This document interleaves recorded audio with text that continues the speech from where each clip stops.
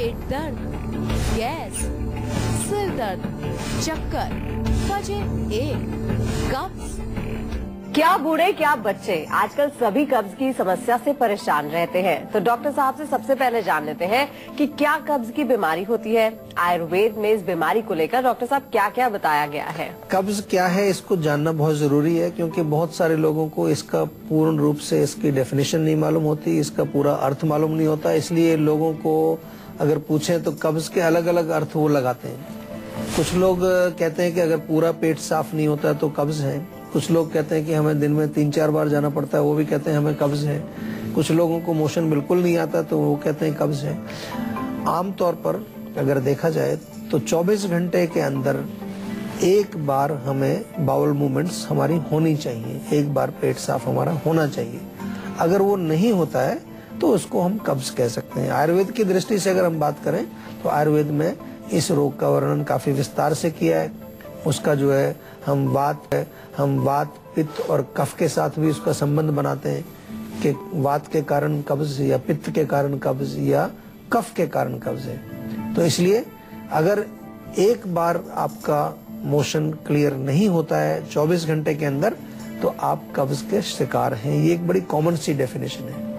इसके अतिरिक्त और भी इसके मीनिंग्स हैं, यानी कि यदि के आप जाते हैं लेकिन आपका पेट साफ नहीं होता। बहुत लोग इस तरह की शिकायत करते हैं कि जी मोशन तो हमारा रोज होता है लेकिन सेटिस्फेक्शन नहीं होता या पूरा क्लियर नहीं होता है, तो ये भी हम इसको कब्ज के अंडर जरूर लेते हैं। या 2-3 बार आपको जाना पड़ता है फिर भी पेट साफ नहीं होता, इसको भी कब्ज के अंडर हम ले सकते हैं।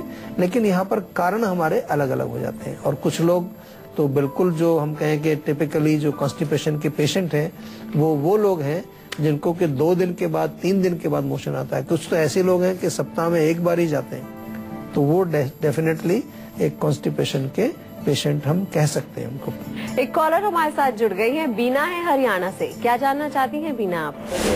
जी मैं जानना चाहूंगी, मेरे हेड पेन होता है, इसका कोई इलाज हो सकता है? देखिए, हेडेक जो होता है, सिर में दर्द, उसका इलाज बहुत होता है, आयुर्वेद में बहुत अच्छा होता है। लेकिन सबसे पहले ये जानना चाहिए कि दर्द का कारण क्या है। कब्ज है, एसिडिटी है, गैस है या कोई गर्दन में दर्द है। कई लोगों को सर्वाइकल की वजह से सिर में दर्द होता है, चक्कर भी आते हैं उसमें। किसी किसी को जो है नाक की वजह से होता है, साइनोसाइटिस जिसको कह देते हैं, नाक बंद हो जाता है। किसी लोगों को ये भी होता है कि बहुत ज्यादा मानसिक तनाव है, टेंशन है, नींद नहीं आती ठीक से, उसके कारण भी सिर दर्द हो सकता है। या हमारा जो खून का जो संचार है, यानी कि ब्लड सर्कुलेशन कमजोर पड़ने से यदि मस्तिष्क में हमारे ब्लड पूरा नहीं जाता, सर्कुलेशन स्लो रहता है, लो ब्लड प्रेशर रहता है, तो भी सिर दर्द हो सकता है। तो सिर दर्द के काफी सारे कारण हैं। आपसे निवेदन मेरा ये है कि एक बार हमारे डॉक्टर से जरूर बात कर लें, ताकि ये हम पता लगा सकें कि सिर दर्द का मूल कारण क्या है आपका। तब तक आप एक काम करना शुरू करिए कि थोड़ा सा तिल का तेल लेके हल्का सा गुनगुना कर लीजिए उसको, और सिर में अच्छी तरह से मालिश करिए उससे। सप्ताह में 2-3 दिन मालिश करिए। नाक में बादाम का तेल सोने से पहले आपको डालना है। दोनों नासिकाओं में 3-4 बूंद बादाम का तेल डालिए, उससे भी आपको रिलीफ मिलेगा। लेकिन मूल कारण क्या है उसको पता लगाने के लिए थोड़ी बातचीत आपसे और करनी पड़ेगी। और हमने ये सुविधा आप सभी लोगों के लिए रखी है कि कभी भी आपको कोई तकलीफ हो उसके बारे में आप पूर्ण रूप से हमारे आयुर्वेदिक चिकित्सकों से अगर बात करना चाहते हैं, उनसे पूरा एक कंसल्टेशन करना चाहते हैं, तो फोन के माध्यम से आप कर सकते हैं, या जीवा की किसी भी क्लिनिक पर जाकर के पर्सनली आप डॉक्टर से मिलें। लेकिन कारण का पता जरूर लगाना चाहिए। कारण जब तक नहीं पता चलेगा आपका रोग पूर्ण रूप से ठीक नहीं हो पाएगा। तो अब डॉक्टर साहब से जान लेते हैं कि कब्ज होने की वजह क्या क्या होती है डॉक्टर साहब। आमतौर पर देखिए, अगर इंडाइजेशन आपको है, अपच जिसको हम कहते हैं, अजीर्ण कहते हैं, तो वो एक मेन कारण है। अगर खाना ठीक से पचेगा नहीं तो अनेक प्रकार के आपको जो टॉक्सिन्स आपकी आंतों में बनते हैं, कॉन्स्टिपेशन उससे होता है। या हम जिसको आम कहते हैं कि आम बन रहा है अंदर, वो भी एक कारण होता है। या आपके बॉडी के बड़ी आंतों के अंदर जो है जो एब्जॉर्प्शन है, वहाँ एब्जॉर्प्शन बहुत ज्यादा हो रहा है, पूरा लिक्विड वाटरी चला जाता है, हार्डनेस हो जाती है। वहाँ पर ड्राइनेस अगर हो, बहुत ज्यादा वात का प्रकोप जिसको हम कहते हैं, रुक्षता अगर आपकी आंतों में हो जाए, वो भी एक कारण होता है।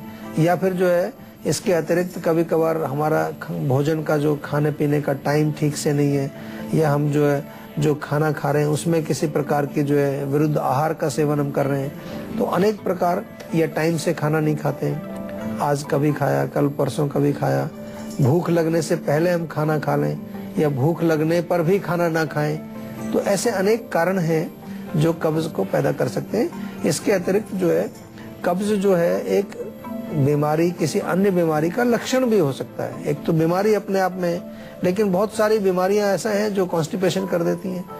कभी कभार जो है अगर वजह की बात करें तो कुछ लोग जो एलोपैथिक दवाइयां ले रहे होते हैं उनको भी कॉन्स्टिपेशन हो जाती है उसकी वजह से। बहुत लोग कंप्लेन करते हैं कि जी ये दवाई ली थी, पेन किलर लिया था या कोई और एंटीबायोटिक ली थी तो कॉन्स्टिपेशन हो गया। तो अन्य औषधियों के कारण भी आपको कॉन्स्टिपेशन हो सकता है। तो अनेक प्रकार के कारण इसके हैं। कारण को समझना बहुत जरूरी है, क्योंकि हम बार बार आपको कहते हैं कि कारण को एक बार अगर आपने समझ लिया तो निवारण उसका आसान हो जाता है। एक और कॉलर हमारे साथ जुड़ गई है, ममता है लुधियाना से। क्या जानना चाहती हैं आप?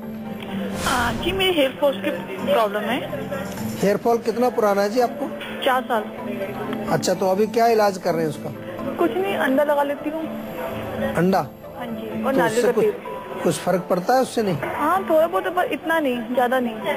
अच्छा, देखिए, जब आप कोई उपचार कर रहे हैं, कोई भी उपचार कर रहे हैं, चाहे किसी भी पैथी का आप जो इलाज कर रहे हैं, घरेलू उपचार कर रहे हैं, एलोपैथिक दवाइयां ले रहे हैं, चाहे आयुर्वेदिक भी ले रहे हैं, और उपचार करते समय यदि आपको रिलीफ नहीं मिल रहा है पूर्ण रूप से, तो इसका मतलब या तो कहीं उपचार में कमी हो सकती है, या फिर जो है आप जो उपचार ले रहे हैं वो सही रूप से आपके रोग के रूट कॉज को ठीक नहीं कर पा रहा है। अगर टेम्परेरी रिलीफ आपको मिलता है तो फिर डेफिनेटली वो केवल लक्षणों पर काम कर रहा है, वो आपका जो इलाज है, लेकिन रूट कॉज को वो ठीक नहीं कर पा रहा है। इसलिए हम आपको बार बार कहते हैं कि आयुर्वेद में रूट कॉज को समझना चाहिए।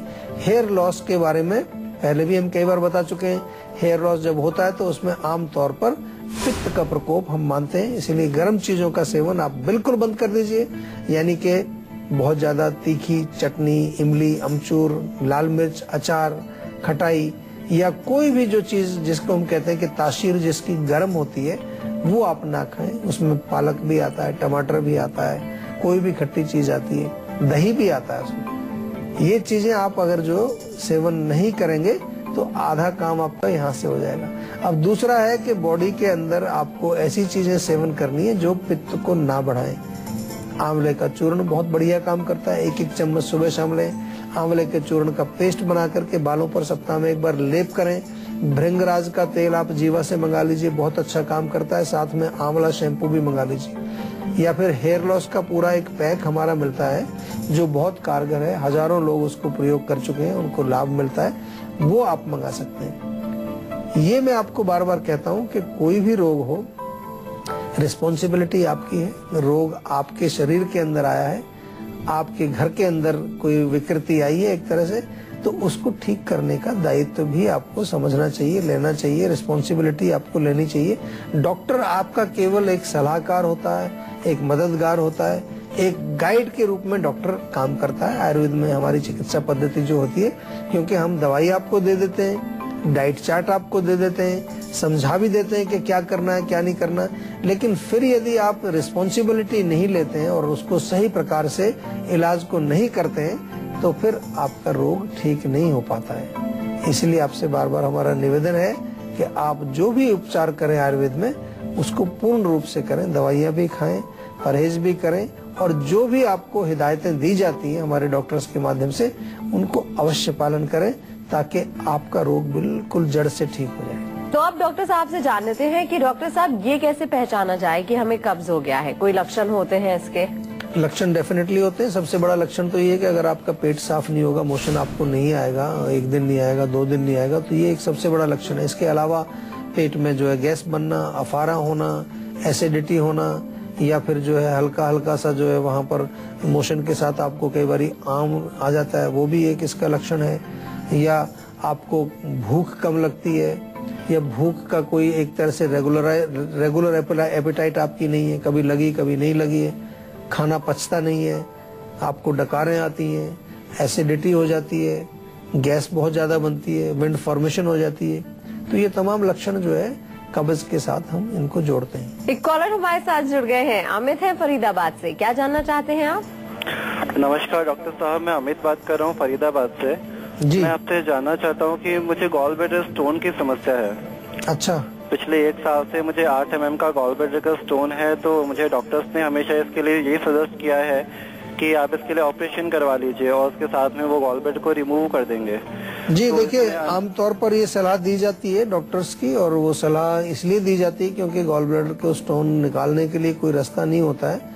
तो आयुर्वेद में कुछ औषधियां हम देते हैं जरूर, 3-4 महीने का एक कोर्स होता है, उसको आप जरूर लीजिए। उसके पश्चात जो रिजल्ट होता है उसके आधार पर आगे का हम जो ट्रीटमेंट प्लान करते हैं। कभी कभार लोगों की स्थिति ऐसी भी होती है कि उनको हम पूर्ण रूप से नहीं लाभ पहुंचा सकते या उन पर दवाई कोई काम नहीं करती, तो उसके बाद हम भी कई बार बताते हैं कि ऑपरेशन करा सकते हैं। कम से कम इतना जरूर हम करते हैं कि जो रोग के लक्षण हैं, लक्षणों को हम बिल्कुल जो है कंट्रोल कर सकते हैं, उनको ठीक कर सकते हैं। किसी प्रकार की आपको दर्द होती है पेट में, कोई नौसिया रहता है, और जो भी लक्षण इसके होते हैं रोग के, उनके ऊपर डेफिनेटली हमने फर्क देखा है काफी। लेकिन जहाँ तक जो स्टोन की बात है, स्टोन का कितना रिजल्ट मिलता है ये 3-4 महीने की दवाई के पश्चात ही पता चलेगा आपको। तो डॉक्टर साहब, क्या कब्ज के ज्यादा टाइम रहने से शरीर या पेट में बीमारियां हो जाती हैं? बहुत सारी बीमारियां होती हैं। अगर कॉन्स्टिपेशन आपको है तो आमतौर पर आपको शायद नहीं मालूम होगा, जिन लोगों को पाइल्स की प्रॉब्लम होती है, हेमोराइड्स जिसको हम कहते हैं, वो कब्ज की वजह से ही होता है।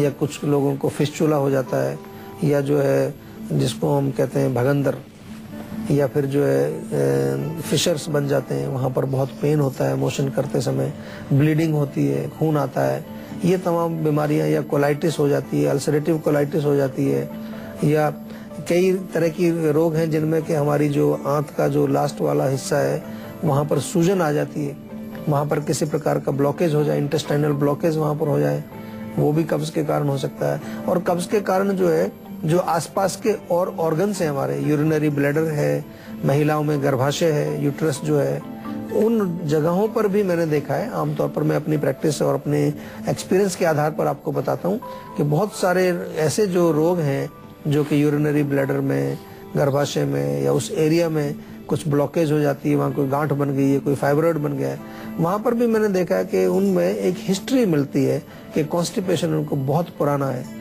तो जब टॉक्सिन्स उस एरिया में वहाँ जमा रहते हैं, वेस्ट प्रोडक्ट्स शरीर से बाहर नहीं निकल पाते हैं टाइम से, तो वो उस पूरे एरिया को प्रदूषित करके वहाँ पर अनेक प्रकार के रोग पैदा कर सकते हैं। और अब बारी है आज की संजीवनी की, जिसमें डॉक्टर साहब से जानेंगे कब्ज की समस्या से छुटकारे पाने के क्या है घरेलू उपचार। तो डॉक्टर साहब, क्या है आज की संजीवनी? देखिए, कब्ज से छुटकारा पाने के लिए बहुत सारी चीजें हैं। एक तो सबसे इम्पोर्टेंट चीज है कि आप प्रॉपर टाइम पर खाना खाएं, प्रॉपर टाइम पर अपना जो है भोजन को अच्छी तरह से चबा करके खाएं, पानी आप नियमित रूप से पिएं, बहुत जरूरी है चीज। अगर पानी कम पिएंगे उससे भी प्रॉब्लम होगी। काली हरड़ आप ले लीजिए, छोटी हरड़ जिसको बोलते हैं, तवे पर भून कर उसको थोड़ा कूट के चूर्ण बना लीजिए। 1-1 चम्मच जो है उसको भोजन के पश्चात दिन में 2 बार आप लें, उससे आपका पेट भी साफ रहेगा, पाचन भी अच्छा होगा। त्रिफला चूर्ण आप ले सकते हैं रात को 1 चम्मच। 2-3 अंजीर, 10-12 किशमिश रात को पानी में भिगोइए, सुबह उनको खाइए चबा करके, पानी भी साथ में पी लीजिए, उससे आपको जो है पेट साफ रहता है, हाथों को शक्ति भी मिलती है। आप जो अमलतास की फली है उसको थोड़ा कूट करके उसका काढ़ा बना करके आधा गिलास वो पी सकते हैं दिन में 1 बार, उससे भी पेट आपका साफ रहेगा। या कास्टर ऑयल मिलता है बाजार में, 1 चम्मच बड़े वाला कास्टर ऑयल आप रात को ले लें तो उससे भी आपका पेट साफ होगा। तो अनेक हम जो है इसके उपयोग कर सकते हैं उपचार के रूप में। लेकिन सबसे इम्पोर्टेंट चीज है कि मूल कारण को ठीक करना जरूरी। केवल आप लेक्सेटिव लें और पेट साफ होता रहे तो वो ठीक है, लेकिन जड़ को मिटाना बहुत जरूरी है। बहुत सारे पेशेंट मैंने देखे हैं कि वो बस लगातार कुछ ना कुछ खाते रहते हैं जी, रात को ये लेते हैं, सुबह उठ के पानी पी लेते हैं, गर्म पानी पीते हैं, 2-3 गिलास पानी पीते हैं, उससे मोशन होता है। तो वो ठीक है, लेकिन कारण क्या है? आंतें कमजोर हैं, वायु का प्रकोप है, पित्त का प्रकोप है, आम बना हुआ है, इंडाइजेशन है, कि उसको ठीक करना बहुत जरूरी होता है। और उसके लिए बहुत अच्छे उपचार आयुर्वेद में है। मैं आपको फिर कह दूं कि कब्ज को आप जो है हल्के में मत लीजिए।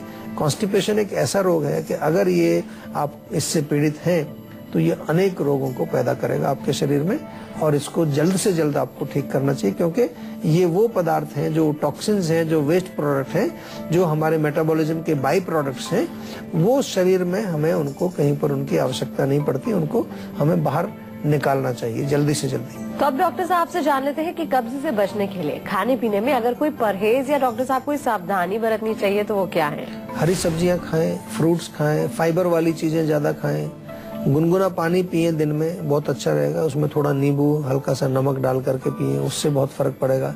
ठंडी चीजों का सेवन ना करें, रूखी सूखी चीजों का सेवन ना करें, वातवर्धक भोजन, बादी वाली चीजें ना खाएं।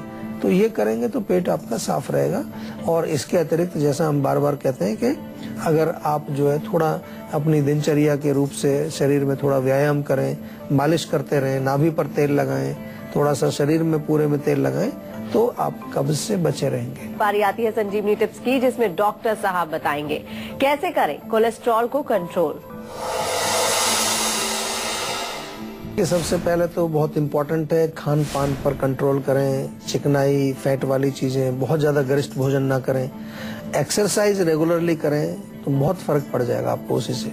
उसके साथ कुछ छोटे मोटे उपचार हैं, घरेलू उपचार, वो कर सकते हैं। धनिये को उबाल करके, 1 चम्मच धनिया उबाल करके अच्छी तरह धनिये का पानी आप पिए उबला हुआ, उससे फर्क पड़ता है। एक लहसुन का एक कली आप रोज सुबह खाली पेट खाएं, उससे आपको फर्क पड़ता है। अर्जुन की छाल जो होती है उसको कूट करके उसका काढ़ा बना करके पिए, उससे भी आपको बहुत फर्क पड़ेगा। इसके अलावा प्याज का रस आप ले सकते हैं, 1 चम्मच प्याज का रस पानी में घोल के पिए या उसमें थोड़ा शहद मिला के पिए, उससे भी आपको काफी फर्क पड़ेगा। कोलेस्ट्रॉल को कम करने के लिए अखरोट का सेवन भी आप कर सकते हैं। इस प्रकार से आप अपने कोलेस्ट्रॉल को कंट्रोल कर सकते हैं। और कोशिश कीजिए कि अपना आहार विहार यानी कि अपना फूड एंड लाइफस्टाइल उसको ठीक करिए, जो कि बहुत बड़ा कारण है कोलेस्ट्रॉल को बढ़ाने के लिए।